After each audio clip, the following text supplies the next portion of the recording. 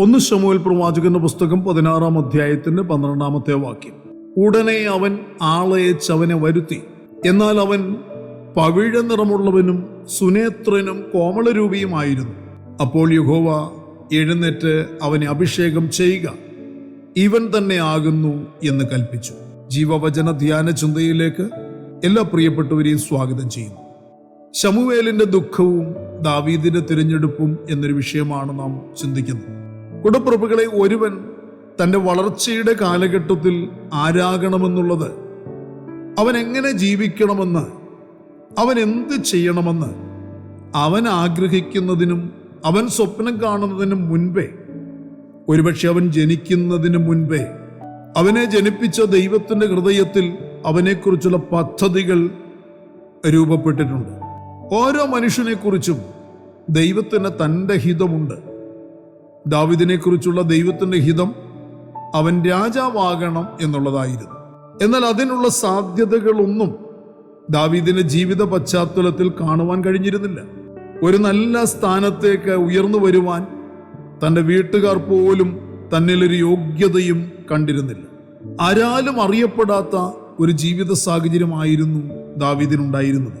ആരും ശ്രദ്ധിച്ചിട്ടില്ലാത്തവൻ, ആരും അംഗീകരിക്കാത്തവൻ, മാതാപിതാക്കളാലും സ്വന്തം സഹോദരങ്ങളാലും തഴയപ്പെട്ടവൻ, ആടുകളുടെ ഇടയിൽ മാത്രം കഴിഞ്ഞിരുന്നവൻ. എന്നാൽ തൻ്റെ സഹോദരന്മാർ എല്ലാവരും നല്ല ജോലിയുള്ളവരും ഉന്നത സ്ഥാനീയരുമായിരുന്നു. തൻ്റെ ജീവിതത്തെക്കുറിച്ചോ തൻ്റെ ഭാവിയെക്കുറിച്ചോ തൻ്റെ മാതാപിതാക്കൾക്കും ഒരു പ്രതീക്ഷയുമില്ലായിരുന്നു. അതിനെക്കുറിച്ച് ദാവീദ് 27-ാം സങ്കീർത്തനത്തിൽ ഓർപ്പിക്കുന്നത്, എൻ്റെ അപ്പനും അമ്മയും എന്നെ ഉപേക്ഷിച്ചിരിക്കുന്നു, എങ്കിലും യഹോവ എന്നെ ചേർത്തുകൊള്ളും. നോക്കൂ പ്രിയരെ, ശ്രദ്ധിക്കുക. എൻ്റെ അപ്പനും അമ്മയും എന്നെ ഉപേക്ഷിച്ചിരിക്കുന്നു. തൻ്റെ ജീവിതത്തിൻ്റെ അനുഭവത്തെയാണ് പറയുന്നത്. എൻ്റെ അപ്പനും അമ്മയും എന്നെ ഉപേക്ഷിച്ചിരിക്കുന്നു. തുടർന്ന് തൻ്റെ പ്രത്യാശ, തൻ്റെ പ്രതീക്ഷ ദൈവത്തിൽ അർപ്പിക്കുകയാണ്. എങ്കിലും യഹോവ എന്നെ ചേർത്തുകൊള്ളും. ഒരു പ്രതീക്ഷയും ഇല്ലാത്തവനായി തന്നിൽ നിക്ഷിപ്തമാക്കപ്പെട്ടിരിക്കുന്ന ഉത്തരവാദിത്തങ്ങളിൽ വിശ്വസ്തനായി അപ്പൻ്റെ ആടുകളെ മേയിച്ച് കഴിഞ്ഞിരുന്നുവെങ്കിലും ഒരു സാധ്യതയും യോഗ്യതയും ആരും തന്നിൽ ദർശിച്ചിരുന്നില്ലെങ്കിലും, ആരും അറിയപ്പെടാത്ത ഒരു ജീവിതകാലം കഴിച്ചിരുന്നവനാണെങ്കിലും, ദൈവത്തിൻ്റെ തനിക്ക് വേണ്ടിയുള്ള പദ്ധതിയുടെ ആ സമയമെത്തിയപ്പോൾ തന്നെ കണ്ടെത്തുവാൻ തന്നെ തേടി ഒരു അഭിഷിക്തനായ പ്രവാചകൻ ദൈവത്താൽ നിയോഗിക്കപ്പെട്ട് ദാവീദിന്റെ അപ്പന്റെ ഭവനത്തിലേക്ക് അയക്കപ്പെടുവാൻ ദൈവം തൻ്റെ പ്രവൃത്തി വെളിപ്പെടുത്തി. ആരും യോഗ്യത കൽപ്പിക്കാത്തവന് ദൈവം കൽപ്പിക്കുന്ന യോഗ്യതകളുണ്ട്. ആരും അംഗീകരിക്കാത്തവനെ അംഗീകരിക്കുന്ന ഒരു ദൈവമുണ്ട്.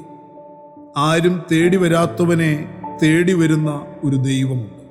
വീട്ടുകാരും കൂട്ടുകാരും ഉപേക്ഷിക്കുന്നവനെ ചേർത്തു നിർത്തുന്ന, ഉപേക്ഷിക്കാത്തവനാണ് ഞാൻ എന്ന് വെളിപ്പെടുത്തുന്ന ഒരു ദൈവവും, ദൈവത്തിൻ്റെ ഒരു പ്രത്യേക പദ്ധതിയും, വിശ്വസ്തത പുലർത്തുന്ന ഒരു ദൈവപൈതലിനെ തേടി വരുന്ന ഒരു സമയം ഉണ്ട് എന്ന് തിരിച്ചറിയുക.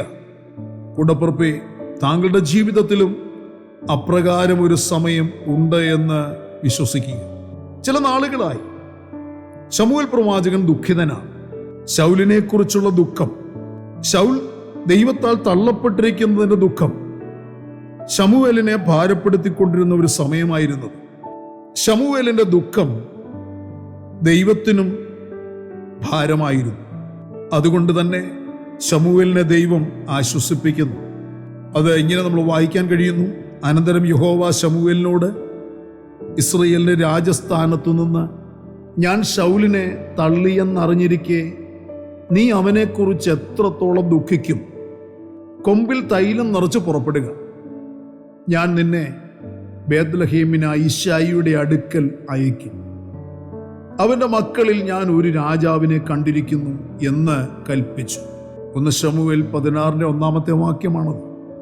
ഒരു ദാവീദ് ദൈവത്താൽ തിരഞ്ഞെടുക്കപ്പെട്ടിരിക്കുന്നു എന്നുള്ള വാഗ്ദത്തം ലഭിക്കുന്നതുവരെ ശമൂവേൽ ദുഃഖിതനായിരുന്നു. ദാവീദിന്റെ അഭിഷേകത്താൽ ശമൂവേലിന്റെ ദുഃഖം മാറിപ്പോയി എന്ന വേദഭാഗം പഠിക്കുമ്പോൾ നമുക്ക് മനസ്സിലാക്കാൻ കഴിയും. പ്രിയരെ, ദാവീദ് ഒന്നിനും കൊള്ളാത്തവൻ, അവൻ അയോഗ്യൻ എന്ന അപ്പനമ്മമാർ വിധിച്ചു തള്ളിയിടത്ത്, സഹോദരങ്ങൾ വിധിച്ചു തള്ളിയിടത്ത് ദൈവം തന്നെ യോഗ്യനെന്നെണ്ണി അയോഗ്യത കൽപ്പിച്ച് തള്ളിയവരുടെ മുൻപിൽ വെച്ചു തന്നെ ദാവീദ് അഭിഷേകം ചെയ്യപ്പെട്ടു എന്നറിയുക. ദൈവം രാജസ്ഥാനത്തേക്ക് കണ്ടിരുന്ന ആ മനുഷ്യൻ നാട്ടിലും വീട്ടിലും ആരാലും അറിയപ്പെടാത്തവനായിരുന്നു. ദൈവിക പദ്ധതിക്ക് നിർണയിക്കപ്പെട്ട വ്യക്തികളെ, പ്രിയരെ, ആരും അറിഞ്ഞില്ലെങ്കിലും ആരും മാനിച്ചില്ലെങ്കിലും അവനെ ദൈവം അറിയും, ദൈവം അവനെ മാനിക്കും. ദൈവം അവനെ വിളിച്ചു വരുത്തി അവനെ മാനിച്ചു എന്ന് ദൈവവചനം വ്യക്തമാക്കുന്നു.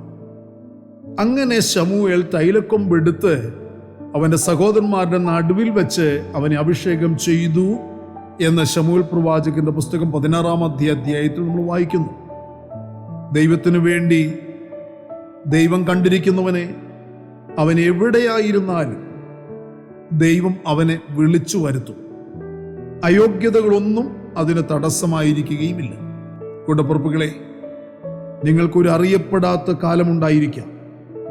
എന്നാൽ അപ്പോഴും ദൈവം നിങ്ങളെ അറിയുന്നുണ്ട് എന്ന് വിശ്വസിക്കുക. ഏൽപ്പിക്കപ്പെട്ടിരിക്കുന്നതിൽ നിങ്ങൾ വിശ്വസ്തത പുലർത്തുക.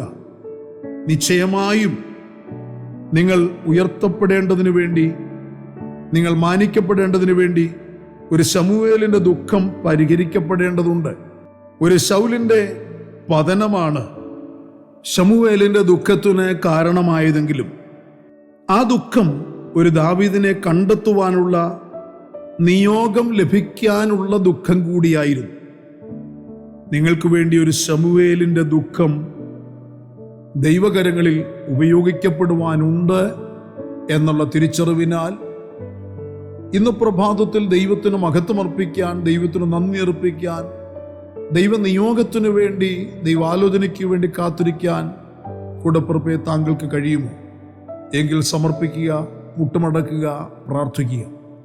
പരിശുദ്ധനായ ഞങ്ങളുടെ സ്വർഗീയ പിതാവേ, അനുഗ്രഹീതമായ നല്ല ദിവസം പ്രഭാതത്തിൽ ദൈവവചനം ഞങ്ങളെ വായിച്ച് ധ്യാനിച്ച് കേട്ട് അങ്ങയെ മഹത്വപ്പെടുത്തുന്നു. ഈ വചന കേൾവിയാൽ സമർപ്പിച്ച് പ്രാർത്ഥിക്കുന്ന ജനം വിടുവിക്കപ്പെടാനും അനുഗ്രഹിക്കപ്പെടാനും തിരഞ്ഞെടുക്കപ്പെടാനും ഉപയോഗിക്കപ്പെടാനും ഉയർത്തപ്പെടാനും മാനിക്കപ്പെടാനും ഇടയാക്കുമാറാകണമേ. ജനം വിടുവിക്കപ്പെടട്ടെ. കർത്താവ് ചെയ്തിരിക്കുന്നതിനായി നന്ദിയോടെ സ്തോത്രം ചെയ്യുന്നു. എല്ലാവരാലും തള്ളപ്പെടുകയും അപമാനിക്കപ്പെടുകയും ചെയ്യും.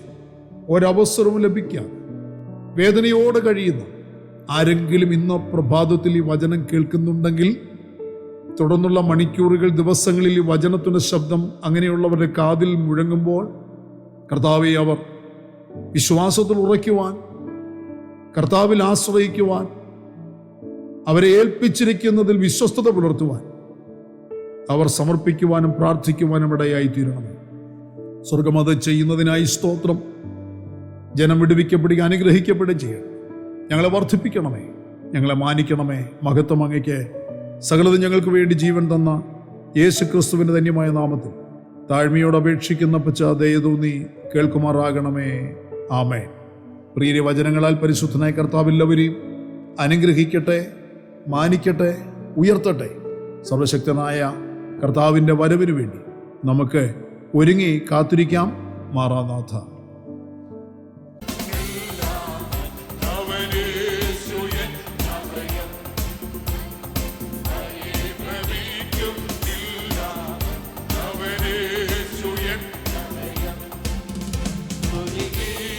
പാടി പുകഴ്ത്തിടും